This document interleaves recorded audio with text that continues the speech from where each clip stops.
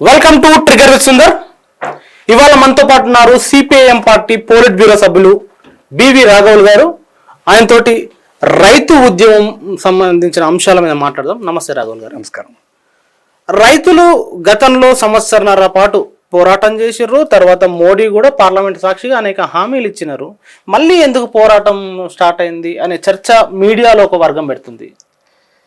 మొదటిది ఏంటంటే ఆ రోజు ఉద్యమం 3 నల్ల చట్టాలని రైతులు మీద ప్రయోగించిన 3 నల్ల చట్టాలను ఉపసంహరించాలని, అలాగే ఎంఎస్పికి అంటే మద్దతు ధరకి చట్టబద్ధత కల్పించాలని ప్రధానమైన డిమాండ్స్ తోటి వాళ్ళు ఆందోళన చేశారు. ఇవి కాకుండా ఇంకా చాలా చిన్న డిమాండ్స్ కూడా ఉన్నాయి. ఆ డిమాండ్స్లో చట్టాలని ఉపసంహరించారు తప్ప ఎంఎస్పి చట్టబద్ధత కల్పించలేదు. ఎంఎస్పి చట్టబద్ధత సాధ్యమా కాదా అని చెప్పేసి దానికి ఒక కమిటీ వేస్తామని చెప్పేసి వాళ్ళు చెప్పారు. ఆ కమిటీ వేయడానికి రైతులు అంగీకరించలేదు. అంగీకరించకపోయినా ప్రభుత్వం ఒక కమిటీ వేసింది. ఆ కమిటీ చేత చట్టబద్ధత కల్పించడం సమస్యాత్మకం అని చెప్పేసి ఒక రిపోర్టు ఇప్పించింది. దాన్ని రైతులు అంగీకరించలేదు. ఆ రోజే రైతుల కమిటీ ఈ చట్టబద్ధత అనేది ఈరోజు దేశానికి అవసరం, రైతులకు అవసరం, మన సావరెనిటీకి అవసరం అని చెప్పేసి ఆ రోజే చెప్పారు. ఆ రోజు నుంచి రైతులు వివిధ రూపాల్లో ఆందోళన చేస్తున్నారు. దేశవ్యాప్తంగా రైతు సంఘాలు ఎస్కేఎం ఆధ్వర్యంలో, కిసాన్ మోర్చా ఆధ్వర్యంలో అనేక కార్యక్రమాలు ఆ తర్వాత కూడా చేసినాయి. ఉట్టికి రైతులే కాదు, ఆ డిమాండ్కి మొత్తం కార్మిక సంఘాలు కూడా మద్దతు ఇచ్చినాయి. కార్మిక సంఘాలే కాదు, దేశంలోని అన్ని తరగతుల ప్రజలు వారి సంఘాలు మద్దతు ఇచ్చినాయి. అప్పటి నుంచి ఆందోళన జరుగుతూనే ఉంది. ఇప్పటి వరకు ఈ ఎంఎస్పికి మద్దతు ధరకి చట్టబద్ధత కల్పించలేదు. అది ఇప్పటికీ రైతాంగం చాలా తీవ్రమైన బాధతోటి, ఆవేదనతో, ఆందోళనతో ఈ సమస్య పరిష్కారం కాకపోవడం పట్ల వ్యవహరిస్తూనే ఉన్నారు. ఆ రకంగా రైతాంగాన్ని మోడీ ప్రభుత్వం వాగ్దానం చేసి దాదాపు వమ్ము చేసింది, ద్రోహం చేసిందని భావించాలి. ఎందుకంటే ఆ రోజు ఎంఎస్పికి చట్టబద్ధత కల్పించడం ఎలాగో ఆలోచన చేయడానికి కమిటీ అనే భావం కలిగించారు. చట్టబద్ధత అవసరమా లేదా అని తిరస్కరించడానికి కమిటీ అన్నట్టు భావించగలిగారు. దేశానికంతటి ఎటువంటి భావం కలిగిందంటే ఈ చట్టబద్ధత మద్దతు ధరకి కల్పించడం ఎలా, ఎటువంటి సమస్యలు వస్తాయి, ఆ సమస్యలను అధిగమించి దాన్ని కల్పించడం ఎలా అనేది ఆలోచించడానికి కమిటీ అని చెప్పేసి భావం కలిగించింది తప్ప తిరస్కరించడానికి కమిటీ అనే భావం కలిగించలేదు. ఇప్పుడు అది కమిటీ వేసి కమిటీ చేత తిరస్కరింపు చేసి అదే అని చెప్పేసి పత్తులు ఈరోజు ఉంది. ఒకవేళ కమిటీ వేసి తిరస్కరించిన అది ప్రభుత్వం అంగీకరించాలని ఏం లేదు కదా. అదేమి రాజ్యాంగబద్ధమైన కమిటీయో లేకపోతే సుప్రీంకోర్టు జడ్జిమెంటో కాదు. రైతు సంఘాలు వాళ్ళందరితో చర్చించిన ప్రాతిపదిక మీద అది చట్టబద్ధత కల్పించవచ్చు. అంటే చర్చలకు సంబంధించిన అంశాల్లో అండి అసలు ప్రభుత్వం పట్టించుకోవట్లేదు అని చెప్పేసి రైతు సంఘాలు, వామపక్ష పార్టీలు, మేధావులు అంటున్నారు. కానీ మేము ఇప్పటికే 5-6 సార్లు చర్చలకు వచ్చినాం, చర్చలకు వెళ్తున్నాం, కానీ రైతులే డిమాండ్ వినట్లేదు అనే ప్రచారం చేస్తున్నారు. తాజా రైతు ఉద్యమం ప్రారంభమైన అంటే రాజకీయేతర సంఘాలతోటి ఒక ఐక్య కార్యాచరణ సమితి ఏర్పడి, పాత కిసాన్ మోర్చా కాదు ఇది, పాత ఎస్కేఎం కాదు ఇది, ఎస్కేఎం కదా, పాత ఎస్కేఎం ఆధ్వర్యంలో కాదు ఈరోజు ఆందోళన జరుగుతుంది. అవన్నీ రాజకీయ అనుబంధ సంఘాలు. మేము రాజకీయ అనుబంధం కాని సంఘాలు మేము ఇప్పుడు ఆందోళన చేస్తాం అని చెప్పేసి రాజకీయేతర ఎస్కేఎం పేరుతోటి ఇప్పుడు ఆందోళన రైతు సంఘాలు ప్రారంభించారు. సరే, వారు ప్రారంభించినా వీరు ప్రారంభించిన ముఖ్యమైన సమస్య మద్దతు ధరకి చట్టబద్ధత కల్పించాలి. ఆ రోజు బీజేపీ ప్రభుత్వం, మోడీ ప్రభుత్వం మోసం చేసింది. ఇప్పుడు మళ్ళీ రైతులు అదే సమస్య ముఖ్యంగా భావిస్తున్నారు కాబట్టి ఆ సమస్యతోటి బాధపడుతున్నారు కాబట్టి దానికి ప్రాతినిధ్యం వహించేదానికి సంఘాలు పిలిపించినాయి. కాబట్టి ఎవరు చేస్తున్నారనేది ముఖ్యం కాదు, సమస్య ముఖ్యం. ఆ సమస్య వీళ్ళు చేసినప్పటికీ మొత్తం రైతాంగం అంతా ఈ ఉద్యమంలోకి ర్యాలీ అయ్యారు. ఈ ర్యాలీ అయిన తర్వాత 4 సార్లు చర్చలు జరిపే ఉన్నారు. ఎన్నిసార్లు చర్చలు జరిపితే ఏమిటి, 100 సార్లు చర్చలు జరిపినా ఎంఎస్పీ గురించి మాట్లాడకుండా చర్చలు జరిపిన ఆ చర్చల వలన ఉపయోగం లేదు. ఏముంది, అవి చర్చలు కాదు, కాలయాపన ఎత్తుగడలు. వేరే రైతుల్ని సుదీర్ఘకాలం చేసి వారిని నీరసపరిచి వాళ్ళని చీలదీసి వాళ్ళని నిస్పృహ గురి చేసి ఆ రకంగా దెబ్బతీయాలని ఎత్తుగడలు తప్ప, గతంలో కూడా 1.5 సంవత్సరం అదే ఎత్తుగడలు ప్రభుత్వం ప్రయత్నం చేసింది. అయితే 1.5 సంవత్సరం పాటు చాలా తెగువతోటి వాళ్ళు పోట్లాడారు. అందుకని గత్యంతరం లేక చట్టాలను ఉపసంహరించాల్సి వచ్చింది.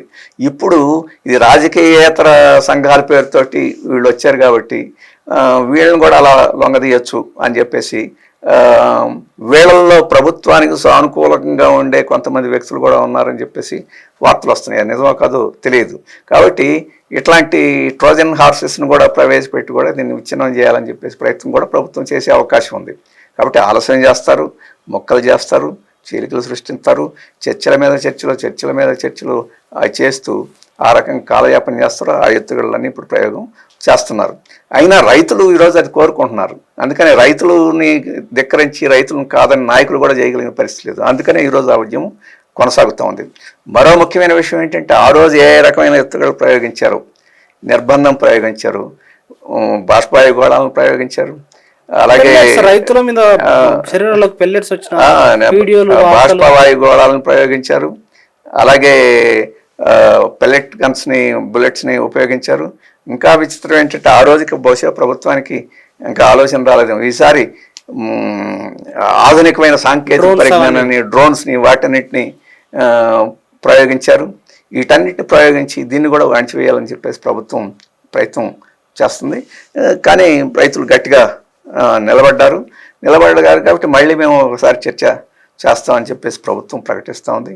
ఎన్ని చర్చలు చేసినా ఎంఎస్పి గురించి మాట్లాడకుండా రైతులు నిర్బంధాన్ని ప్రయోగించి వారు ప్రాణత్యాగం చేయడానికనే సిద్ధమని చెప్పేసి ప్రకటిస్తున్నారు తప్ప ఆ డిమాండ్ను వదులుకోవడానికి సిద్ధం కాదు. ఇప్పుడు మీడియాని ఈరోజు ప్రయోగించి దాన్ని బదనాం చేసేదానికి, లేకపోతే వాళ్ళ కోరికల సమంజసం కాదని చెప్పేదానికి, మేము అన్ని కోరికలు ప్రయోగించిన వాళ్ళేదో రహస్య ఎజెండాతోటి దీన్ని కొనసాగిస్తానని చెప్పడానికి ఈరోజు పెద్ద ఎత్తున ప్రయత్నం చేస్తుంది.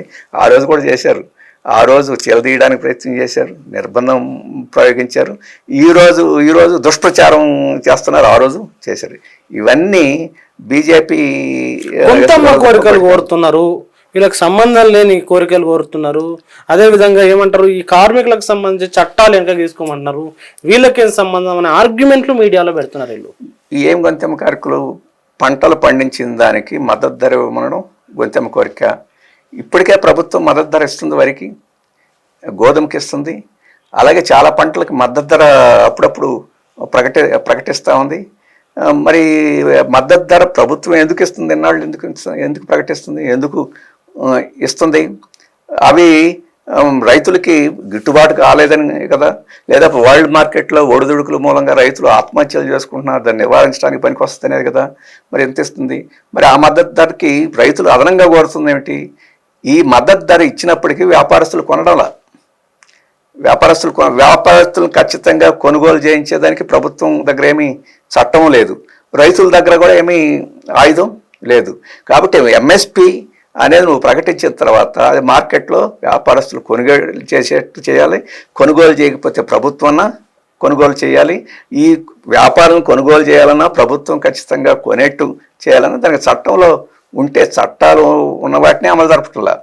ఇప్పుడు చట్టం లేకపోతే అసలు ఏమి జరుగుతుంది? అందుకనే చట్టబద్ధత కావాలని చెప్పి అడుగుతున్నారు. వాళ్ళు అదనంగా ఒక్క పైసా ఏమి అడగడం లేదు, మీరు ఇస్తామన్నవి వాటిని చట్టబద్ధం చేయండి అని చెప్పేసి అడుగుతున్నారు. ఇది గొంతెమ్మ కోరిక ఎట్లా అవుద్ది? పేపర్ మీద రాసిస్తామంటారు, పేపర్ మీద రాసేయడానికి చట్టబద్ధత చేయడానికి మధ్యలో తేడా ఏముంటుంది? చాలా చాలా తేడా ఉంటుంది. పేపర్లో రాసిన దానికి మేనిఫెస్టోలో చాలా రాశారుగా, ఏమైనా ఆ మేనిఫెస్టోకి దిక్కు లేదు, దివాణం లేదు. ఇప్పుడు పేపర్ మీద రాస్తే ఏముంటుంది? ఇప్పుడు తెలంగాణ ఆంధ్రాకి విడదీసినప్పుడు, బైఫర్కేషన్ చట్టం చేసినప్పుడు ఆ చట్టంలో హామీల మీద హామీలు అవన్నీ గుప్పేసుకుని అవన్నీ రాసేవన్నీ రాయడం కాదు, అది పార్లమెంట్లో పాస్ అయ్యి ఉన్నాయి. వాటికి దిక్కులేదు ఇప్పటికీ. ఎందుకని? అవన్నీ వాగ్దానం చేశారు కాబట్టి ఆ వాగ్దానాల మీద ఏ కోర్టుకి వెళ్ళి ఏం చేసినా అది ప్రభుత్వ ఎగ్జిక్యూటివ్ ఆర్డర్స్, ఎగ్జిక్యూటివ్ నిర్ణయాలు తప్ప అది చట్టంలో కాదు. అందుకని ఏం చేయలేదన్నారు. 5 ఏళ్ళు కాదు 10 ఏళ్ళు ఇస్తా ఉన్నారు. 5 ఏళ్ళు స్పెషల్ స్టేటస్ లేదు, 10 ఏళ్ళు లేదు, ఏమీ లేదు, ఇప్పుడు దిక్కులేని పరిస్థితి. ఎందుకంటే వాగ్దానాలు పేపర్ మీద రాసిస్తాం అని అన్నా వీళ్ళు ఒప్పుకోవడం లేదు, వీళ్ళు అసమంజసంగా ఉన్నారని చెప్పేసి వాదన వస్తుందని మీరు అంటున్నారే. అందుకనే అడుగుతున్నారు. ఇట్లాంటి వాటికి ఏం విలువ లేదు. గతంలో ఏ ప్రభుత్వం విలువ ఇవ్వలేదు కాబట్టి కొత్త చట్టబద్ధత కావాలి. చట్టబద్ధత అంటే ఏళ్ళ మీద పోట్లాడేదానికి, కనీసం కోర్టుకు వెళ్ళేదానికి అవకాశం ఉంటుందని రైతులకి ఆశ. అందుకని చట్టబద్ధత కావాలంటున్నారు. ఆ చట్టబద్ధతలో ఏమి అన్యాయం ఉందో ఈ ప్రభుత్వాన్ని చెప్పండి. ఇవన్నీ ఖచ్చితంగా అమలు జరిపితే చట్టం చేయడానికి ఏమిటి, అన్ని చట్టాలు చేస్తారు. కాశ్మీర్ మొక్కలు చేయడానికి చట్టం చేస్తారు, పౌరసత్వానికి చట్టం చేస్తారు, ఈ మధ్య ఎడ్యుకేషన్ మీద బిల్లు చట్టం చేశారు, ప్రెస్ వాళ్ళకి నోరు నొక్కడానికి చట్టం చేసేస్తారు. చిన్న చిన్న దానికి పెద్ద పెద్ద దానికి వీటన్నిటికీ చట్టాలు చేస్తారు. రైతు గిట్టుబాటు ధర వచ్చేసరికి దానికి మాత్రం చట్టం చేయరు. ఈరోజు 60% రైతు గ్రామాల్లో ఉన్నారు. ఆ గ్రామాల్లో ఉన్న వాళ్ళు చిన్న చితక రైతాంగం చూసుకుంటే దాదాపు మొత్తం జనాభాలో 40% ఉన్నారు. వాళ్ళు దేశానికి వెన్నెముకగా ఉన్నారని చెప్తారు. ఇన్ని చెప్తామన్న వాళ్ళు ఒక కోరిక అడిగితే ఆ కోరికకి ప్రభుత్వానికి ఏ రకమైన భారం లేని కోరిక అయితే ఆ కోరికని ఆమోదించడానికి ఇప్పుడు ఈరోజు రైతులను అవమానకరంగా మాట్లాడటం తప్ప ఇంకోటేమీ చేయడం లేదు. అందుకనే వాళ్ళు అంత పట్టుదలగా, లేకపోతే 150 రోజులు ఎవరు కూర్చుంటారండి? ఏ రైతాంగం ప్రపంచ చరిత్రలో ఎప్పుడైనా ఎక్కడైనా జరిగిందా?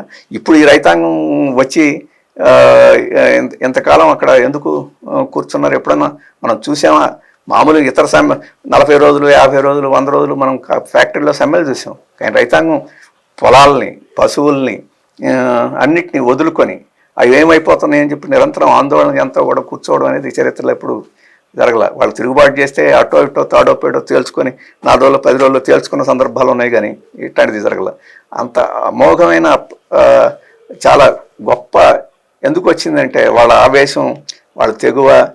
ఏముంది, మనం బతికి ఏముంది, ఇదేమి లేకుండా అనే స్థితికి వచ్చారు కాబట్టి ఇది వచ్చింది. దీని ప్రభుత్వం గమనించకుండా దాన్ని ఎగతాళి చేయడం, లేకపోతే అవమానం చేసే పద్ధతులను మాట్లాడటం అనేది చాలా దారుణమైన విషయం. ఏమాత్రం ప్రజలంటే లెక్కలేని తనం తప్ప ఇంకోటి కాదు. ఇక్కడ ఇంకొకటి కదండి, కరెక్ట్ ఎన్నికల ముందే ఈ ఉద్యమాన్ని మళ్ళీ ప్రారంభించారు కాబట్టి దీని వెనుక కాన్స్పిరసీ ఉంది అనే ప్రచారం వాళ్ళు బాగా చేస్తున్నారు. ఇంకోటి రైతులు కూడా ఒక 6 నెలల పాటు కూర్చొని మేము ధర్నాలు చేయడానికి, పోరాటం చేయడానికి కావాల్సిన సరంజామా సామాగ్రి తీసుకొని అక్కడ వస్తున్నారు అనే ఈ రెండు వాళ్ళ ప్రచారాన్ని ఎట్లా చూడాలి? మరి ఈ పార్టీలన్నీ ఎన్నికల సందర్భంలోనే వాగ్దానాలు ఎందుకు చేస్తాయి? మేము అది ఇస్తాం, ఇది ఇస్తాం, మేము మీకు పెన్షన్ ఇస్తాం, మీకు వారు ఇస్తామని చెప్పేసి ఎందుకు వాగ్దానం చేస్తుంది? ఇప్పుడు ఇది నా గ్యారంటీ అని మోడీ గారు, ప్రభుత్వం గ్యారంటీ కాదు, మోడీ గ్యారంటీలు అని చెప్పేసి రోజు ఉపన్యాసం ఓట్ల కోసమే చేస్తున్నారు. రైతాంగం కూడా ఇది ఒక రాజకీయ సందర్భం. ఈ రాజకీయ సందర్భంలో ఒత్తిడి చేస్తే ప్రభుత్వాలు ఏదో ఒకటి చెప్పాల్సి వస్తుందని చెప్పేసి అనుకోవడంలో తప్పే ఉంది. తప్పు కాదు, అది మంచి తెలివితేటలుగా ఉన్నారని చెప్పేసి అనుకోవాలి. ఈరోజు రాజకీయ పార్టీలని రాజకీయాల్లోకి వచ్చి ఓట్లు అడగటానికి అన్ని వాగ్దానాలు చేస్తున్నారు. వీళ్ళు కూడా వాగ్దానం కోరడం ఏం నేరం? ఈ సందర్భంలో ప్రతి వారు మా సమస్యని మీ మేనిఫెస్టోలో చేర్చండి, మా కోరికని పరిష్కరించండి, మేము బాధల్లో ఉన్నామని చెప్పుకోవడంలో తప్పేమిది? ఇది పోయినసారి చెప్పుకొని మోసం చేశారు కాబట్టి ఈరోజు అంతకన్నా ఆగ్రహంగా ఈరోజు వస్తున్నారు. అందుకని ఇక్కడ ఎన్నికల సందర్భంలో ముందు అడుగుతున్నారు కాబట్టి ఇదేదో కుట్ర అయినట్టు, ఇదేదో అయినట్టు. ఇది వాళ్ళు కుట్రదారులు కాదు, బహిరంగానే అడుగుతున్నారు, బహిరంగానే కూర్చున్నారు. ఎక్కడ వాళ్ళ దగ్గర తెరలు లేవు, తెర వెనకలేదు. ఇంకేమైనా తెరలు అవన్నీ ఉంటే వీళ్ళ దగ్గర ఉన్నాయి, ఈ ప్రభుత్వం దగ్గర ఉంది, బీజేపీ దగ్గర ఉంది, మోడీ దగ్గర ఉన్నాయి. తెరలు మోసాలు తప్ప రైతాంగం దగ్గర ఎక్కడ అన్నీ బహిరంగంగా ఉన్నాయి. అందుకని అటువంటి దాన్ని ఏదో రాజకీయాల కోసం, అందరూ నువ్వు రాజకీయాల కోసం కాకపోతే వాళ్ళు ఏమైనా పార్టీ జెండాలు పెట్టి మేము పలానా రాజకీయ పార్టీ తరఫున పోటీ చేస్తామని చెప్పలేదు కదా. లేదు, ఇవన్నీ చేస్తే బీజేపీ కోటేస్తామని చెప్పడం లేదు, ఇవన్నీ చేయకపోతే ఇండియా కూటమిలోని పార్టీలు కోటేస్తామని ఇప్పటి వరకేమి వాళ్ళు ఏం చెప్పడం లేదు. వాళ్ళకు కూడా రాజకీయాలు ఉంటాయి, వ్యక్తిగతంగా ఎవరు నచ్చిన పార్టీని వాళ్ళు వేసుకుంటారు. పోయినసారి 150 రోజులు సమ్మె జరిగిన తర్వాత ఎన్నికలు జరిగినాయి. బీజేపీ చాలా రాష్ట్రాల్లో గెలిచింది. ఆ పాల్గొన్న రైతులు కూడా కొంతమంది ఓట్లు వేసి ఉంటారు. మరి రాజకీయంగా జరిగితే, కుట్ర జరిగితే ఎట్లా జరుగుద్ది? అందుకని ఇప్పుడు ఏమిటంటే దీన్ని ఉద్యమాన్ని నాశనం చేయాలి కాబట్టి, ఆ ఉద్యమం మీద అపవాదు చేయాలి కాబట్టి, కుక్కన కొట్టాలనుకుంటే పిచ్చి కుక్కని ముద్రేస్తే సులభంగా కొట్టచ్చు అనుకోవడం తప్ప, ఆ రకంగా వీళ్ళని అవమానకరంగా వీళ్ళు ఏదో కుట్ర చేస్తున్నారు, లేకపోతే ఎవరో కుట్రదారులకి వీళ్ళు లోబడ్డారని చెప్పేసి వాదన అనేది అసమంజసమైన వాదన. బీజేపీ చేసినా ఎవరు చేసినా కానీ. ఇక్కడ రైతు ఉద్యమం సంబంధించిన దాంట్లో కోర్టులు కూడా జోక్యం చేసుకొని రోడ్ల మీదకి ట్రాక్టర్లు తీసుకురాకూడదు అనే కామెంట్లు చేసినాయి. కానీ రోడ్లను తవ్వడం కానీ రోడ్ల మీద మేకులు కొట్టడం కానీ వీటి మీద ఎలాంటి కామెంట్లు కోర్టులు కూడా చేయట్లేదు, ప్రభుత్వాలు కూడా ఏం మాట్లాడలేదు. అంటే రెండు ఎట్లా చూడాలి ఈ పరిస్థితిని? ఇది ఇప్పుడు ప్రపంచం అంతా రైతు ఉద్యమాలు చూడండి. ఇప్పుడు ఫ్రాన్స్లో జరుగుతున్నాయి. ఫ్రాన్స్లో రైతు ఉద్యమాలు దేంతో చేస్తున్నారు? ట్రాక్టర్స్ అన్ని తీసుకొచ్చి ప్యారిస్ నగరంలో వాళ్ళు పెట్టే అక్కడ ఉద్యమం చేస్తున్నారు. మీరు జర్మనీలో చూడండి, ఇంగ్లాండ్లో చూడండి, వాళ్ళందరికీ మోడీ గారికి అది ఆదర్శం కదా. మరి అక్కడంతా రైతులని ఎందుకు అనుమతిస్తున్నారు? ఆందోళన అనేది ప్రజాస్వామిక హక్కు. దాంట్లో జెండాలు తెస్తారు, వాహనాలు తెస్తారు. బీజేపీ సభలు జరుగుతున్నాయి. మోడీ గారు వస్తే లక్షల మంది మొబిలైజ్ చేస్తున్నారు. దానికి లారీల్లో జనం తీసుకురావడం లేదా? బస్సుల్లో జనం తీసుకురావడం లేదా? కాలినడకన వచ్చేసి వాళ్ళకి దండాలు పెట్టిపోతున్నారా? అనేక రకాలుగా ఉంటాయి. అలాగే అనేక చోట్ల బందులు జరుగుతున్నాయి, రాస్తారోకాలు జరుగుతున్నాయి. గ్రామాల్లో రైతులు ఎడ్ల బండ్లను తీసుకొని పెట్టి చెక్కాజాం చేసిన సందర్భాలు ఉన్నాయి. అది ఉద్యమాల్లో ఆందోళనల్లో అదొక అంతర్భాగం తప్ప ఆ ఉద్యమాల్లో ఆందోళనలో ఆస్తిని నష్టం చేస్తానో ఎవరికి మన ప్రాణాలు తీస్తానో అవి మనం అనుమతించకూడనే తప్ప శాంతియుతంగా ప్రశాంతంగా అక్కడ తీసుకొచ్చి వాళ్ళు ట్రాక్టర్లు పెట్టుకొని వాళ్ళు ఆహారం తెచ్చుకొని ఆ ట్రాక్టర్లో వండుకొని డేరా తెచ్చుకొని డేరా వేసుకొని కూర్చొని మంచినీళ్ళు కూడా తెచ్చుకొని మంచినీళ్ళు వాడుకుంటూ ఆందోళన చేస్తారు. అంత 150 రోజులు అంత ప్రశాంతంగా అంత ఆందోళన చేసిన సందర్భం ఎక్కడ ఉంది? హింస ఎవరు చేశారంటే ప్రభుత్వం చేసింది తప్ప చేయలేదు. పెద్ద పెద్ద ఆటంకాలు పెట్టి బుల్డోజర్లు పెట్టి బౌల్డర్స్ని పెట్టి ఇప్పుడు మీరు అన్నట్టు మేకులు పాతి ఒక శత్రు దేశంతో యుద్ధం చేస్తున్నట్టుగా ఒక సరిహద్దులో శత్రు దుర్భాగ్యంగా ఒక కంచెలు వేసినట్టుగా ఈ దేశంలో పౌరులను మనం చూస్తున్నట్టుగా ఏమి చూడటంలా అంత దుర్మార్గంగా ఈరోజు వ్యవహరిస్తూ ఉన్నది. అటువంటి పద్ధతిలో వ్యవహరిస్తూ ఈరోజు వారు ట్రాక్టర్లు తీసుకొస్తున్నారు. బీజేపీ రథయాత్ర చేసింది. రథం ఏమిటండి? అద్వానీ గారి నాయకత్వాన రథయాత్ర చేసింది. రథం అది సైకిలు కాదు. రథానికి చక్రాలు అద్వానీ గారి కాళ్ళ ఏంటి? అద్వానీ గారి గురించి ఎందుకు అంటున్నా అంటే అద్వానీ గారు దాంట్లో ప్రయాణం చేశారు. అద్వానీ గారి రథయాత్ర మీద కూర్చొని ఈరోజు మోడీ గారు అధికారంలోకి వచ్చారు. మరి వారు వాహనాలతోటి రోడ్ల మీద తిరగచ్చు, కార్ల ర్యాలీలు రాజకీయంగా చేయొచ్చు. ఆందోళన కోసం ట్రాక్టర్లు తెచ్చిపెట్టి చేస్తే వాళ్ళని ఆ రకంగా ఏదో నేరస్తుల్లాగా మాట్లాడటం అనేది సమంజసం కాదు. మరి బాబరీ మసీదుని కూల్చేశారు. మరి ఆ చట్టబద్ధంగా పరిష్కారం చేసుకోవచ్చు. వీరు చెప్పిన దాన్ని బట్టి రైతులు ట్రాక్టర్లు గిట్టలు తీసుకురాకుండా చట్టబద్ధంగా వ్యవహరించాలని ఆ కూల్చివేయడం చట్టబద్ధ, అది కూడా చట్టబద్ధంగా చేసుకోవచ్చు. మరి అదేమో చాలా న్యాయమైంది. రైతులు ఆందోళన ఈ రూపంలో చేస్తే న్యాయం కాదని చెప్పి ఇప్పుడు ఉత్తరప్రదేశ్లోనూ మధ్యప్రదేశ్లోనూ ఇంకా అక్కడక్కడ బుల్డోజర్లు తీసుకొచ్చి ఒక నేరస్తుడు కావచ్చు, ఆ నేరస్తుడికి చట్ట ప్రకారం శిక్ష వేయచ్చు. ఆస్తులను కూడా జప్తు చేయమని కోర్టు చెప్తే జప్తు కూడా చేయొచ్చు. నువ్వు బుల్డోజర్లు తీసుకెళ్ళి ఆస్తులను కూలగొట్టే నేరస్తులను నువ్వు నేరస్తుడు నువ్వే నిర్ణయిస్తావు, నేరస్తుడు ఆస్తుని కూడా నువ్వే ధ్వంసం. ఏ చట్టం ఇచ్చింది? అందుకని నువ్వు చేస్తేనో చట్టబద్ధత. రైతులు ప్రజలు తమకి అందుబాటులో ఉన్న పద్ధతిలో ఆందోళన చేస్తే చట్ట విరుద్ధం, చట్ట వ్యతిరేకం అని చెప్పేసి అనడం న్యాయం కాదు. ఇది ప్రజాస్వామ్యాన్ని క్రమేణా కూని చేసి ప్రభుత్వ భజన చేయడమే ప్రజాస్వామ్యం అని చెప్పి ప్రభుత్వ భజన కోసం అయితే ట్రాక్టర్లు అనుమతిస్తారు, ప్రభుత్వ భజన కోసం అయితే ఏదైనా అనుమతిస్తాం. ప్రతిపక్షాల విమర్శ కోసం ఆందోళన కోసం అయితే ప్రజల యొక్క సమస్యలను వాళ్ళు ముందుకు తీసుకురావడానికి అయితే మేము అనుమతించం, అది న్యాయం కాదని చెప్పేసి పద్ధతి ధోరణి. అందుకనే మేము అందరం అంటుంది ప్రజాస్వామ్యం క్రమేణా కుచించుకుపోతుంది. ఒక్కొక్క భాగాన్ని ఒక్కొక్క కొమ్మని వెరగొట్టేసి మొండి బారిన స్థితికి బీజేపీ ప్రభుత్వం తీసుకొస్తుందని చెప్పేసి విమర్శ చేయడం కానీ ఆందోళన వ్యక్తం చేయడానికి ఇది ఒక ముఖ్యమైన కారణం. అట్లనే వరుసగా ఒక సినిమాలు వస్తూ ఉన్నాయి. కాశ్మీర్ ఫైల్స్ తీసుకొచ్చినారు, కేరళ స్టోరీస్ అన్నారు, ఇప్పుడు రజాకార్ ఫైల్స్ అని చెప్పేసి తెలంగాణలో రిలీజ్ అవుతుంది ఇప్పుడు 2 తెలుగు రాష్ట్రాల్లో. అంటే ఎట్లా చూడాలి ఇలాంటి సినిమాలు?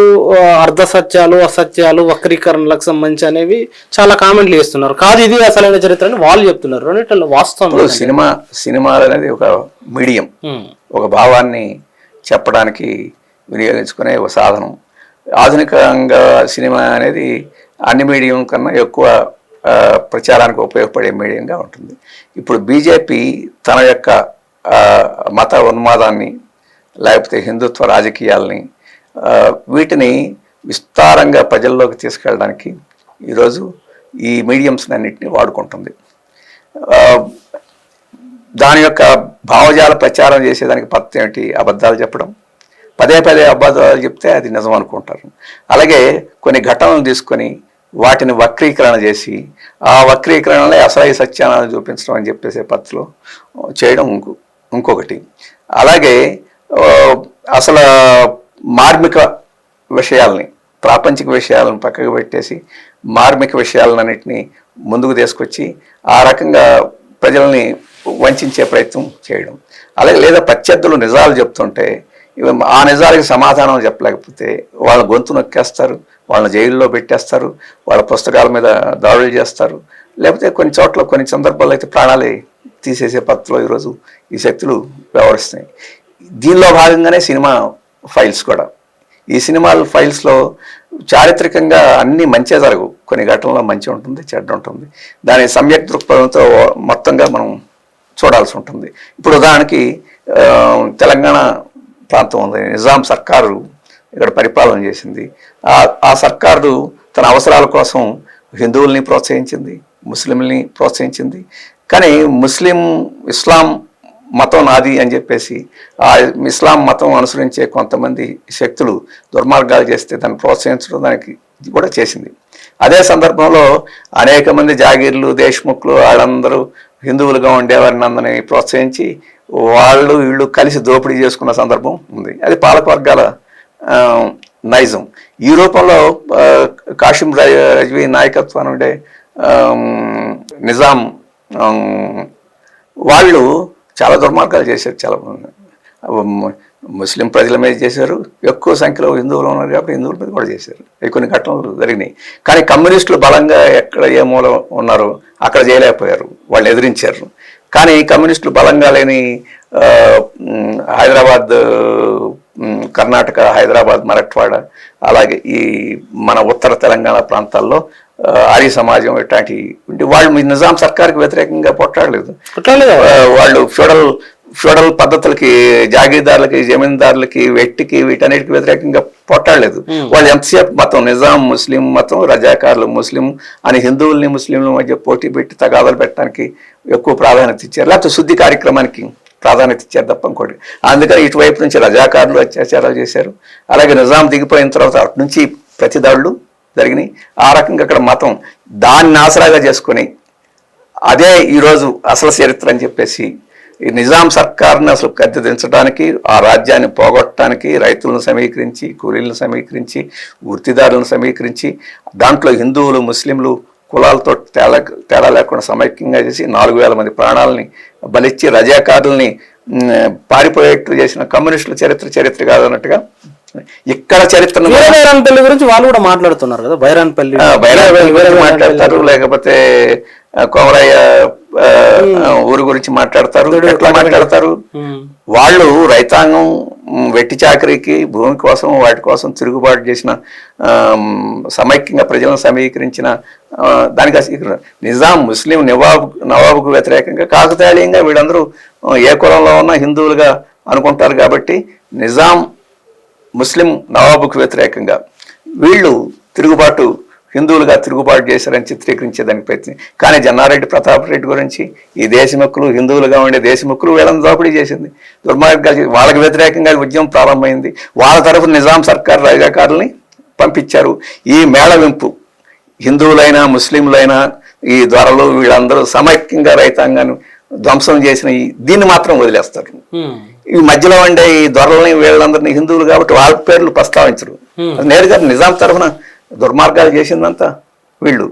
వాళ్ళ మీద రైతాంగం తిరగబాటు చేసినప్పుడు వాళ్ళని రక్షించింది నిజాము, రజాకారులు. వాళ్ళంతా కుమ్ముక్కైన మతంతో నిమిత్తం లేకుండా కుమ్ముక్కైన దుర్మార్గపు. అంటే నిజాం తరపున గ్రామాల్లో ప్రజలను అణచివేసింది దేశ్ముఖులు, ఈ దొరలు, పట్టేలు. భూమి వాళ్ళది, ఆ భూమిలో చాకరీ చేసేది ప్రజలు, వెట్టి చేయించుకుంది వాళ్ళు. అటువంటి వాళ్ళని రక్షించింది నిజాం. వాళ్ళ తరఫున వాళ్ళని రక్షించడానికి పోయింది రజాకారు. ఆ రకంగా వాళ్ళకి వ్యతిరేకంగా హిందువుల, ముస్లింల అనే తేడా లేకుండా వాళ్ళందరికీ వ్యతిరేకంగా రైతాంగం సమైక్యంగా ఉంది. ఈ రైతాంగంలో కూడా ముస్లింలు ఉన్నారు, హిందువులు ఉన్నారు. సహజంగా హిందువులు ఎక్కువ ఉంటారు. ఎందుకంటే దాన్ని, ఆ వాస్తవాలను వక్రీకరించి మతం. అందుకనే బైరాన్పల్లి గురించి మాట్లాడతారు తప్ప బైరాన్పల్లి ప్రజలు ఎవరి మీద ప్రారంభించారు, అక్కడ జాగీర్దార్ ఎవరు, అక్కడ జమీందార్ ఎవరు, పటేల్ పట్వారీ ఎవరు, వాళ్ళు చేసిన దుర్మార్గాలు. వెట్టి నిజాం నవాబు వచ్చి వెట్టి చేయించలేదుగా. నిజాం నవాబు వచ్చేసి ఇక్కడ రోజువారీ స్త్రీలను తీసుకెళ్లి ఆడబాపలు అనేవాళ్ళు. ఈ ఆడబాపల్ని తీసుకెళ్ళింది స్థానిక భూస్వాములు కదా, వాళ్ళ తరఫున నిలబడింది అతను అనేది ఉంది. మరి ఇవన్నీ విస్మరించి దాన్ని ఒక మతంగా, అలాగే అక్కడ చాలా దుర్మార్గాలు జరిగినాయి. కాశీం రజ్వీ వీళ్ళు దుర్మార్గాలు చేశారు. ఇప్పుడు రజాకారులు అంటే కాశ్మీర్ రజ్వీ ఒకరేనా, తర్వాత విష్ణువుకు సంబంధించిన వీళ్ళు కూడా ఉపాధ్యక్షులుగా ఉన్నట్టారు దానికి కొంతమంది. అందుకనే నిజాము అణిచివేతకి అందరూ అణిచివేతదారులుగా ఉండేదానికి వీళ్ళందరూ కూడా తోడ్పడారు, వాళ్ళు కూడా పెట్టారు. ఇప్పుడు వీళ్ళందరూ కూడా టోపీలు పెట్టుకునేవాళ్ళు. అది టోపీ, దాని పేరు నేను మర్చిపోయాను. ఆనాడు నిజాం టోపీ. ఈ దొరలందరూ హిందువా, ముస్లిం తోటి నిమిత్తాలు దొరలందరూ టోపీలు పెట్టుకున్నారు. స్వాతంత్రం వచ్చిన తర్వాత వీళ్ళందరూ ఆ టోపీలు తీసేశారు. కాంగ్రెస్ టోపీలు పెట్టుకున్నారు. నిజాం టోపీలు పెట్టుకున్న కాంగ్రెస్ టోపీలు పెట్టుకున్నారు స్వాతంత్రం వచ్చిన తర్వాత. అందుకని ఈ విషయాలన్నింటినీ లేకుండా దాన్ని చిత్రీకరించే ప్రయత్నం చేయడం. రెండు, ఇప్పుడున్న తెలంగాణ దొరలను వాళ్ళ యొక్క ఆ రోజు దొరల పేరుతోటి చేసిన అన్యాయాలను, అక్రమాలని మసిబూసి చేయడానికి, ఆ రూపంలో ఇప్పుడు దొరలు చేస్తున్న దోపిడీని కూడా రక్షించడానికి ఉద్దేశం. ఇప్పుడు ఈ ఐక్యత, ఒకనాడు ఐక్యత, ఈరోజు దక్షిణ తెలంగాణలో వీటన్నిటిలోనూ బీజేపీకి ఓట్లు ఎందుకు రావడం లేదు?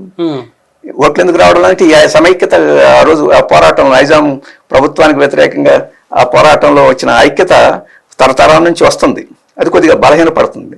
ఇప్పుడు ఈ పేరుతోటి మతాన్ని, రజాకార్ ఫైట్స్ లాంటి ఇట్లాంటి వాటిని, కట్టుకథల్ని సృష్టించేసి ఈ కొత్త తరంలో, కొంత పాత చరిత్ర తెలియని తరంలో కొన్ని అనుమానాలు సృష్టించగలిగితే తాము బలపడతామని చెప్పేసి దానికి దీన్ని తీసుకొస్తున్నారు. అందుకని అది Razakar files, Kashmir files, Kerala files చూసిన తర్వాత దానికి భిన్నంగా రేపు విడుదల అవుద్దన్న, దీనికి భిన్నంగా ఉంటుందని అనుకోవడం లేదు. ఇది కూడా ఆ పేరు పెట్టడంలోనే ఇది పూర్తిగా మతోన్మాదం, మతభావాలు రెచ్చగొట్టడానికి.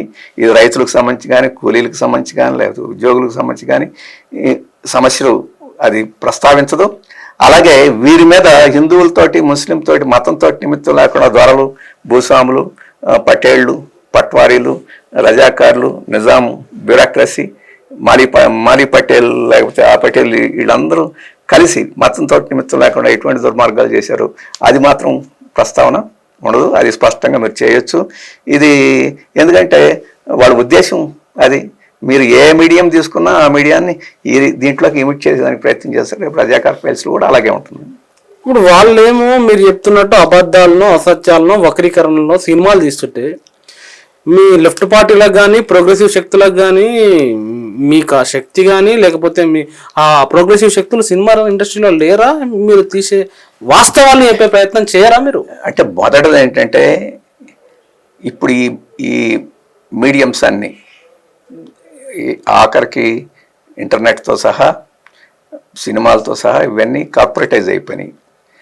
ఆ కార్పొరేటైజ్ అయిపోవడం మూలంగా ఈరోజు పెట్టుబడి యొక్క పెత్తనం ఎక్కువైపోయింది. వాటితోటి పోటీపడి కమ్యూనిస్టులు ఇట్లాంటి వాటిల్లోకి అదే పద్ధతిలో ప్రయోగాలు నిర్వహించడం అసాధ్యం. రెండవది, అటువంటి పద్ధతిలో కాకపోయినా కొంత ప్రవేశం ఉన్నంతలో ప్రవేశం చేసే అవకాశం లేదా అంటే ఉండొచ్చు. కానీ వారి హంగులు, వారి స్టార్ వాల్యూలు ఇట్లాంటి వాటిని సాధ్యం కాదు. అందుకని దానికన్నా ఇంకా ప్రత్యామ్నాయంగా దాంతో ఎంత చేయగలిగితే అంత చేయడం, దానికన్నా ప్రత్యామ్నాయ మార్గాలు వెతుక్కోవడం. అంటే నేరుగా ప్రజలతోటి, ఎప్పుడు గతంలో కూడా ప్రజలతోటి నేరుగా వెళ్ళి వారితోటి విషయాలు పంచుకునే అలవాట్లు ఏవైతే ఉన్నాయో అవి పునరుద్ధరించుకొని వాటిని ముందుకు తీసుకెళ్లాల్సి ఉంటుంది.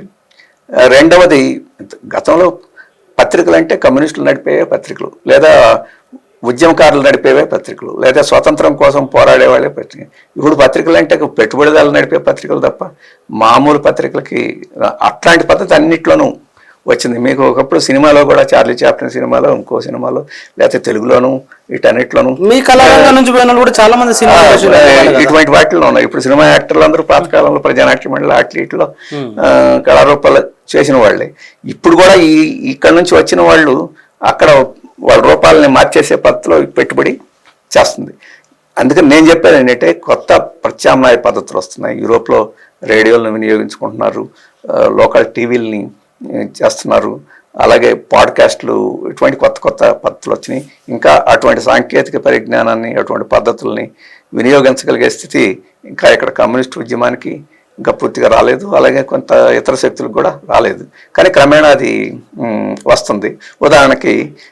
అటువంటి శక్తులు ఏమీ లేవని వద్దు. అటువంటి శక్తులు మామూలు సాధారణమైన పత్రికలు నిలబడగలగడం కూడా ఇప్పుడు సాధ్యం కాదు. ఉదాహరణకు న్యూస్ క్లిక్ ఉంది.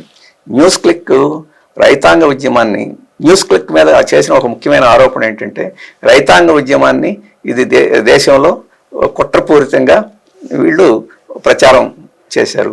సిఐఏ ఉద్యమాన్ని కూడా ఆ రకంగా చేశారు. వీటిని ముందుకు తీసుకొచ్చి ప్రచారం చేయడం వీళ్ళు దేశద్రోహం చేశారని చెప్పేసి. అంటే ఇట్లాంటి పద్ధతిలో మీరు ప్రజల సమస్యలను ముందుకు తీసుకెళ్లేదానికి ప్రయత్నం చేస్తే, జర్నలిస్ట్ కానీ, ఒక న్యూస్ పోర్టల్ కానీ, ఒక టీవీ ఛానల్ కానీ, లేదా మీరు చూస్తున్నారు ఈ ఫేస్బుక్లు, వాట్సాప్లు, ట్విట్టర్లు, ఎక్కడైనా బీజేపీకి వస్తే వెంటనే వాటిని ఆపేయడం, లేకపోతే వాళ్ళని చేయడం, ఆఖరికి ఆ పెట్టుబడిదారులు కూడా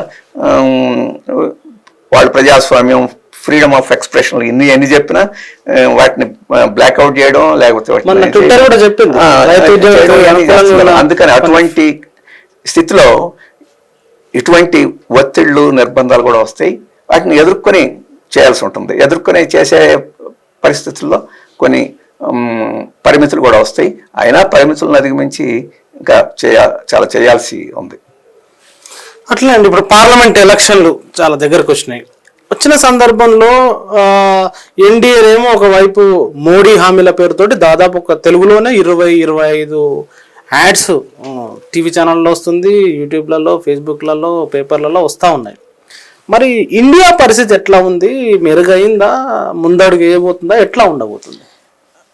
ఖచ్చితంగా బీజేపీ, ఒక్క విషయం చెప్తాను. వాజ్పేయి గారు మొదటి టర్మ్ పరిపాలించిన తర్వాత ముందస్తుగా ఎన్నికలు తీసుకొచ్చారు. ఎందుకంటే వాజ్పేయి గారి బీజేపీ పరిపాలనలో చాలా దేశం ముందుకు పోయింది, చాలా షైన్ అయిపోయింది. కాబట్టి ముందుగా ఎన్నికలు జరిగితే ఓట్లు వేస్తారని చెప్పేసి అనుకుని ఇండియా షైనింగ్ అని చెప్పేసి పెద్ద క్యాంపెయిన్ నిర్వహించారు. ఇప్పుడు మోడీ గారు ఏ తరహాలో క్యాంపెయిన్ నిర్వహిస్తున్నారో, వ్యక్తిగతంగా క్యాంపెయిన్ నిర్వహిస్తున్నాడు, యాడ్స్ ద్వారా క్యాంపెయిన్ నిర్వహిస్తున్నారు. బహుశా ఎవరికి చేతగాని పద్ధతిలో, అంటే ఈరోజు పత్రికల్లో చూస్తే సముద్రంలో మునిగి ఆయన చేసిన విన్యాసాలు ఎంతో గొప్ప విన్యాసాలు అని చెప్పేసి వచ్చింది. అంతకుముందు మాల్దీవుల్లో చేసి ఉంది. ఒకప్పుడు ఆయన సెల్ఫీలు ఆ రకంగా ఆయన పాత్రనే నిర్వహించి, ఇట్లాంటిది ఒక మనం మామూలు పరిభాషలో చెప్పాలంటే ప్రాపగాండా గిమ్మిక్స్ని కూడా ఎలా వాడుకుంటుందని మనం చూస్తున్నాం. ఇటువంటి కొన్ని కొత్త టెక్నిక్స్ వాజ్పేయి గారు సెల్ఫీ తీసుకోలేరు కదా, అట్లాంటి టెక్నిక్స్ ఏమైనా ఆ రోజు లేకపోయినా ఇంత ప్రచారం చేశారు. కానీ ఇప్పుడు ఆ ప్రచారం చేసుకున్న ఓడిపోయారు. ఇప్పుడు మోడీ గారి పరిస్థితి కూడా అదే. మోడీ గారి 10 ఏళ్ల కాలంలో అనేక తరగతులు చాలా తీవ్రమైన నిరాశకు గురై, ఆగ్రహానికి గురై, కానీ ఈ దేశంలో ఉండే కార్పొరేట్ శక్తులకి ఎప్పుడు లేనంత సంతోషం, బహుశా స్వాతంత్రం వచ్చిన తర్వాత వారు ఇప్పుడున్నంత సంతోషంగా ఎప్పుడూ లేరు. మోడీ గారు అటువంటి కల్పించారు. అందుకని వాళ్ళ ఆస్తులు పెరిగిన తీరు చూసినా కానీ ఇప్పుడు బీజేపీకి మొత్తం 16,000 కోట్ల రూపాయల్లో ఎలక్ట్రల్ బాండ్స్ ఇచ్చిన 16,000 కోట్ల రూపాయలు, 6,500 కోట్ల రూపాయలు ఒక బీజేపీకి 56% డబ్బులు కార్పొరేట్ శక్తులు వీళ్ళందరూ ఇచ్చారు అని చెప్పంటే వాళ్ళు ఎంత సంతోషంగా ఉన్నారో. అందుకని వాళ్ళ శక్తిని, వియుక్తుల్ని అన్నిటిని ఈరోజు వినియోగించి మళ్ళీ మోడీని గెలుపుకోవాలని అనిపిస్తే అంత పెద్ద ఎత్తున వినియోగిస్తున్నారంటే ప్రజలకు అంత అర్థం కాదని చెప్పేసి కదా. అందుకని ప్రజలకు అర్థమైంది, వాళ్ళు తిరస్కరించడానికి సిద్ధంగా ఉన్నారు. మనం 4 రాష్ట్రాల్లో వాళ్ళు గెలిచామని సంతోషిస్తున్నారు. ఓటింగ్ తీరు చూస్తే కన్ను లొట్టబోయి బయటపడినట్టు తప్ప అది వాస్తవమైన గెలుపు కాదు. అందుకని మేము అనుకుంటుంది ఏంటంటే ప్రజలు సిద్ధంగా ఉన్నారు ఈ విధానాలను తిరస్కరించడానికి. అయితే ప్రతిపక్షాలు ప్రజల సంసిద్ధతను వినియోగించుకోగలరా లేదని అనుమానాలు ఉండేవి. ఇండియా ఏర్పడినప్పుడు కొంత ఆశ కలిగింది. నితీష్ కుమార్ని బీజేపీ మేనేజ్ చేసిందా, ఈయనే పోయాడా, మనమేమి ఇప్పుడు చెప్పలేకపోయినా అది ఇండియా మీద మళ్ళీ కొంత అపనమ్మకం వచ్చేదానికి కారణమైంది. ఆ అపనమ్మకాన్ని పెద్దది చేయడానికి బీజేపీ చాలా శతవిధాల ప్రయత్నం చేసింది. వీళ్ళు ఎప్పుడు తగాదాలు పడతారు, సీట్లు సర్దుబాటు చేసుకోవాలని ఒక వాతావరణం కూడా సృష్టించింది. కానీ మళ్ళీ ఈ అనుభవాలన్నింటినీ నేర్చుకొని, ముఖ్యంగా కాంగ్రెస్ వరుస దెబ్బలు, మన 4 రాష్ట్రాల్లో దెబ్బలు, నితీష్ కుమార్ దెబ్బ, ఇవన్నీ చూసిన తర్వాత వారు కూడా కొంత నేర్చుకున్నారని అనిపిస్తుంది. అందుకని యూపీలో ఒప్పందం చేసుకోగలిగారు. ఢిల్లీ, హర్యానా, పంజాబ్ వీటిలో ఒప్పందం చేసుకోగలిగారు.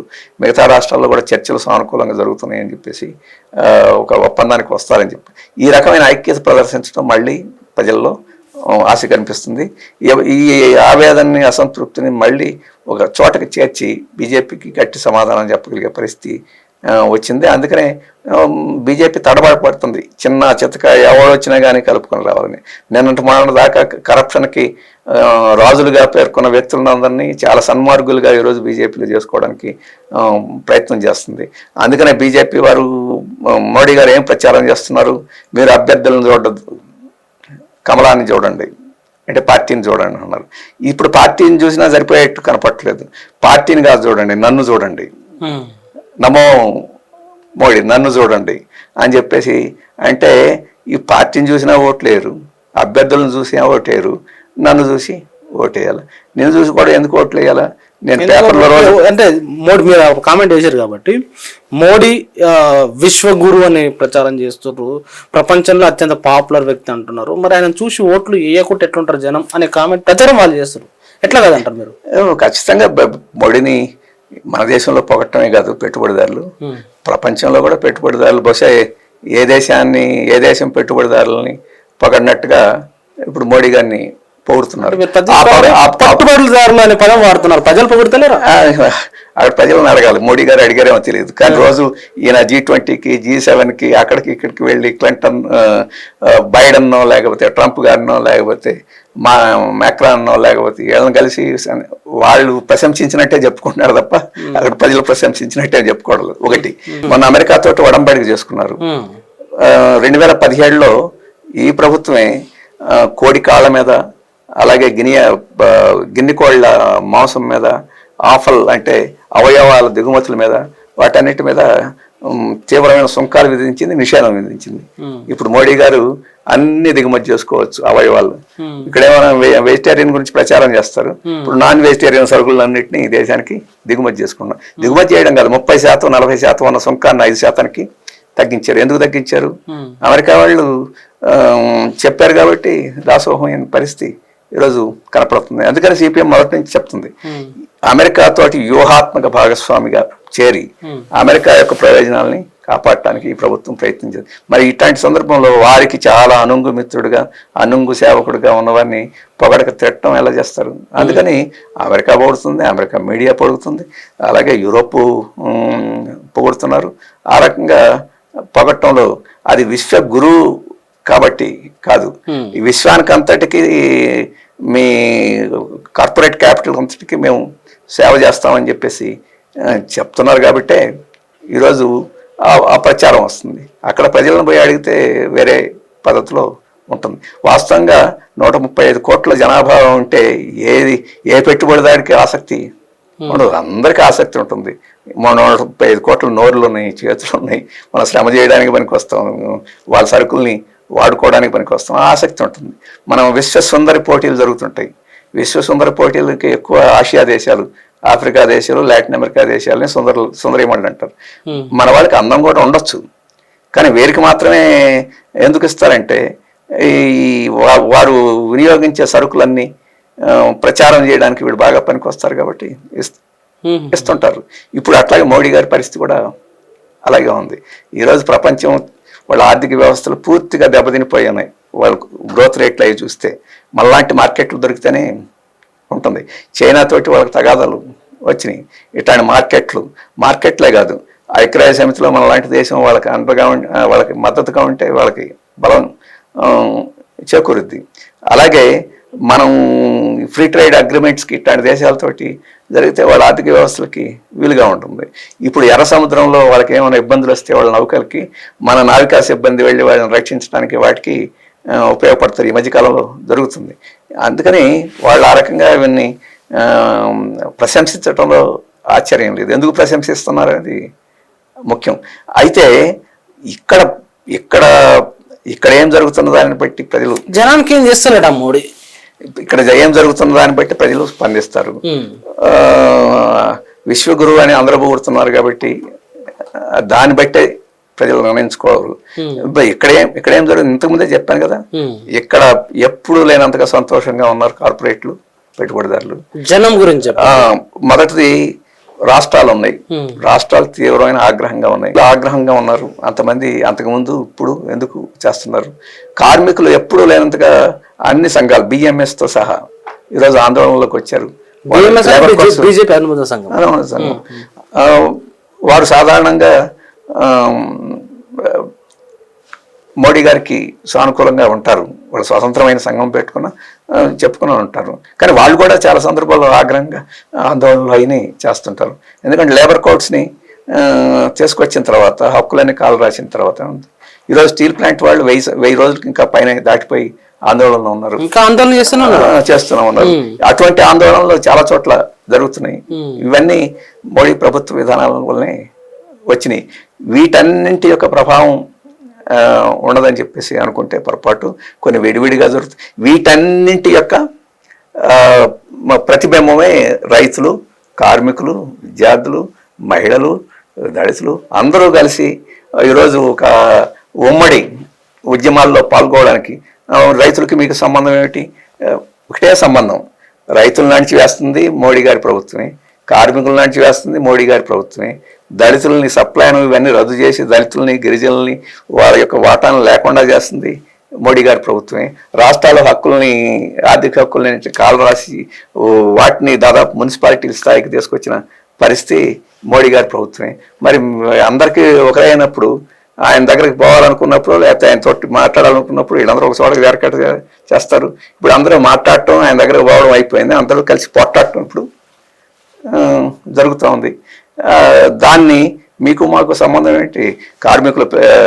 రైతుల పిల్లలు కదా కార్మికులు, దళితులు వ్యవసాయ కార్మికులు అయితే వాళ్ళ పిల్లలు విద్యార్థులుగా లేరా?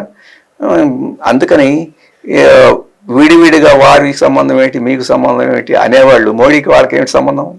ఈ అనేవాళ్ళు మోడీ గారు ప్రభుత్వం కాబట్టి నేను ఈ అనేవాళ్ళు విమర్శకులు ఏమిటి సంబంధం? ఎందుకు విమర్శిస్తారు? ఒక యూనివర్సిటీ ప్రొఫెసర్, ఒక జర్నలిస్ట్ ఒక వ్యాసం రాస్తారు. దానికి ఈయనకేమి వ్యాసం? ఆయన జర్నలిస్ట్ కాబట్టి అన్ని రాస్తాడు కాబట్టి రాయాలి. కాబట్టి వాళ్ళు రైతులు కాబట్టి వాళ్ళకి అందరికి కలిపి మోడీ కాబట్టి పోతారు.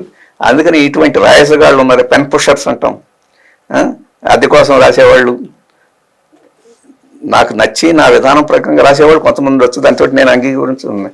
కానీ ఎవరు అధికారంలో ఉంటే వాళ్ళకి అనుకూలంగా ప్రతికారంగా రాసే బాపత్ విమర్శ చేయాల్సి ఉంది తప్ప, లేకపోతే దేశంలో ప్రజలందరూ కలిసి ఒక పని చేస్తే సంతోషించాలి, ఒక అన్యాయాన్ని అందరం కలిసి అభ్యంతరం పెడితే సంతోషించాలి.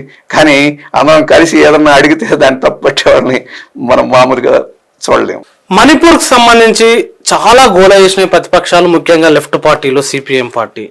కానీ అదే బెంగాల్లో మహిళలపై ఒక దారుణమైన ఘటన జరిగినప్పుడు దాని మీద స్పందిస్తలేరు సరిగ్గా అనే కామెంట్లు మీ పార్టీ మీద వస్తున్నాయి, విపరీతంగా సోషల్ మీడియాలో చేస్తున్నారు. వాస్తవంగా మొట్టమొదటి దానికి నిరసన ప్రారంభించింది సిపిఎం. మొట్టమొదట అరెస్ట్ అయింది సిపిఎం ఎక్స్ఎమ్మెల్యే సర్కార్ గారిని అరెస్టు చేశారు. ఈ ఆందోళన అంతా ప్రారంభమైన తర్వాత అప్పుడు టిఎంసి వాళ్ళు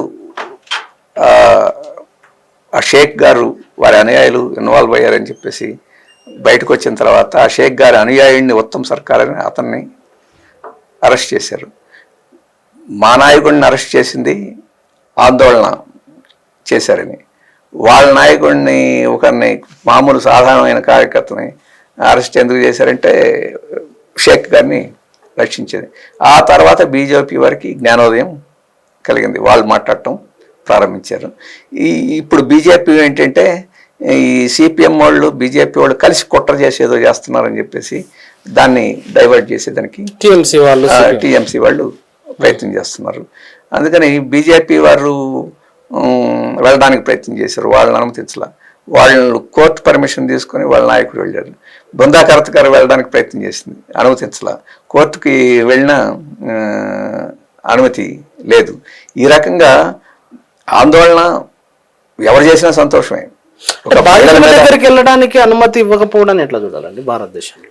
ఎవరైనా ప్రాంతీయ పార్టీల పరిస్థితి కూడా అదే. ప్రాంతీయ పార్టీలు తమకు అన్యాయం జరుగుతుంటే అప్పుడప్పుడు ఆందోళనలోకి వస్తాయి. తామే అధికారంలో ఉన్న చోట ఈ నిరంకుశ పోకడల్ని వాళ్ళు కూడా ప్రదర్శిస్తుంటారు. ఇక్కడ చంద్రశేఖరరావు అధికారంలో ఉన్నప్పుడు చేశాడు, ఇప్పుడు జగన్ అధికారంలో అదే చేశాడు.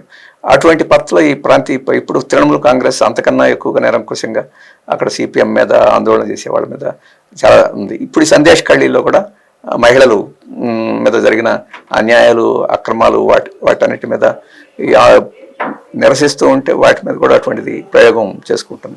అటువంటి ఆ రకంగా నిర్బంధం ప్రయోగించిన దానివల్ల ఇబ్బంది జరుగుద్ది, రాజకీయంగా ఇబ్బంది పడతామని చెప్పేసి ఇప్పుడు తృణమూల్ వారు ఎంపీలు పోయి సందర్శించడం, పోలీసులు పోయి సందర్శించడం, ఒకరిద్దరిని అరెస్ట్ చేసి వాళ్ళకి పార్టీకి ఏం సంబంధం లేదు, వాళ్ళు సంఘ వ్యతిరేక శక్తులు అని చెప్పడం, అట్లాంటిది సర్దుకోవడానికి అది ప్రయత్నం చేస్తుంది. ఎవరేం ప్రయత్నం చేసినా అక్కడ మొదట నిరసన, మొదటి ప్రొటెస్టు, మొదటి సమీకరణ అక్కడ సిపిఎంఏ చేసింది. దీన్ని ఎవరు కాదనగలిగిన పరిస్థితి లేదు. మణిపూర్ గురించి ప్రస్తావించాను కాబట్టి మణిపూర్ అనేది సద్దుమణిగిందా? దానికి సంబంధించిన వార్తలు ఏం మీడియాలో కనిపిస్తలేవు. మణిపూర్లో బీజేపీ చేసిన నిర్వాహకం అంటే అక్కడ రెండు తెగలకి మధ్య వచ్చిన సమస్యల్ని హిందూ క్రిస్టియన్ సమస్యలాగా మార్చి దానివల్ల లబ్ధి పొందాలని చెప్పేసి బీజేపీ మతోన్మాద శక్తులు చేసిన ప్రయత్నం ఏదైతే ఉందో అది ఇప్పుడున్న విపత్కర పరిణామాలకి మూలం. ఆ రకంగా దానికి పూర్తి బాధ్యత బీజేపీ దాని యొక్క అనుయాయులు అనుసరించాల్సి వస్తుంది. ఒకసారి అట్లాంటిది సంఘర్షణ ప్రారంభం అయిన తర్వాత పాత వాసనలన్నీ మళ్ళీ దీంట్లోకి చేరుతాయి. ఇంతకుముందు ఈశాన్య ప్రాంతాల్లో అనేక అంశాల మీద ఇట్లాంటి మిలిటెంట్లు, తిరుగుబాట్లు ఇట్లాంటి జరిగిన పరిస్థితి చూస్తున్నాం. దాన్ని ఈ అసంతృప్తిని వీటిని ఉపయోగించి ఇప్పుడు అటు మైటిల్లోనూ అటు రెండో తెగలోనూ ఈ మిలిటెంట్గా ఉండే కొన్ని శక్తులు మళ్ళీ ఆ ఘర్షణలకి కారణమవుతుంది. దీన్ని ఇప్పుడు దీనికి కారణమైన అక్కడ ముఖ్యమంత్రిని తొలగించి ప్రజల యొక్కకి ఒక ఆత్మవిశ్వాసం, నమ్మకం కలిగించేదానికి బదులు వాళ్ళనే కొనసాగిస్తూ ఇక మన సమస్యలు వినేవాడు కూడా చెప్పుకోవడానికి అవకాశం లేదని చెప్పేసి ఈ మిలిటెంట్ కార్యక్రమాలకి ఊతం ఈరోజుకి బీజేపీ ఇస్తుంది. అక్కడ మొత్తం అన్ని పార్టీలని అన్ని కలిసి ఒక ఉమ్మడిగా ఒక రాజకీయ ప్రక్రియకి ప్రారంభిద్దామని చెప్పేసి బీజేపీ అనుకోవడంలో అక్కడ కూడా అంత ఎక్కువ అక్కడ జరిగితే అంత తమకు లబ్ధి, రాజకీయ ఓట్ల లబ్ధి పొందొద్దని వైఖరే ఈరోజు బీజేపీకి ప్రదర్శిస్తుంది. అందుకని అది సర్దుమణకపోవడానికి కారణం ఈ బీజేపీ ఇటువంటి వైఖరి ప్రదర్శిస్తున్నంతకాలం సర్దుమణిగే అవకాశం లేదు. ఈ బీజేపీలో స్థానిక బీజేపీ కాదు, కేంద్రంలోనే హోంమంత్రి అమిత్ షా గారు ఉన్నారు. వారికి తెలియకుండా ఇవన్నీ జరుగుతున్నాయని చెప్పలేము. కాబట్టి కేంద్ర బీజేపీయే అక్కడ అది గాయం మానకుండా అలా చలవేస్తూ ఉండడం అనేది ఈశాన్య భారతంలో తమకు లబ్ధి అని చెప్పేసి అనుకుంటుంది. కాబట్టి అది పరిష్కారం కావడం లేదు. థ్యాంక్ యూ వెరీ మచ్ రాఘవుల్ గారు. Thank you. ప్రజలారా విన్నారు కదా, రైతు ఉద్యమం సంబంధించి ప్రచారాలు ఏం జరుగుతున్నాయి, వాస్తవాలు ఏందనేది రాఘవులు గారు చాలా విషయాలు చెప్పినారు. అదేవిధంగా తెలంగాణలో వస్తున్న రజాకార్ ఫైల్ సంబంధించిన దాని బ్యాక్ ఎండ్ ఏముంది, వక్రీకరణలు ఎందుకు చేస్తున్నారు అనే అంశాలను కూడా చాలా విషయాలను చెప్పారు. ఈ ఇంటర్వ్యూ మీద తప్పకుండా మీ కామెంట్ కూడా రాయండి. Thank you very much. చూస్తూనే ఉండండి T10.